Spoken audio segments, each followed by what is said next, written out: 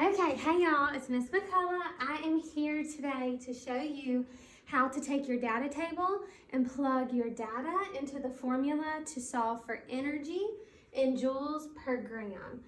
So we take this formula and ultimately get what we gathered from our lab that you've seen on the video, and we just plug in the information that we have, and we can find out how much energy was stored in that walnut or the cheese puff or the popcorn or the marshmallow. Okay, so if I am using my volume of water measurement from the lab, you should know that was 20 milliliters. So we have that first number given. This will always stay the same for each time you use the formula.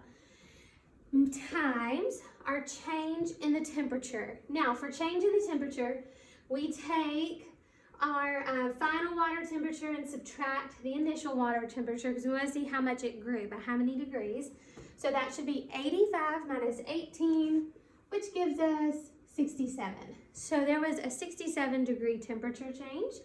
So we'll plug that number right here. And times a constant energy value, 4.2 joules. All right, so we have our top filled out, and this one will also stay the same in your formula each time as well. So the 20 and the 4.2 always stay there, and you'll just have to figure out what the change in your temperature was.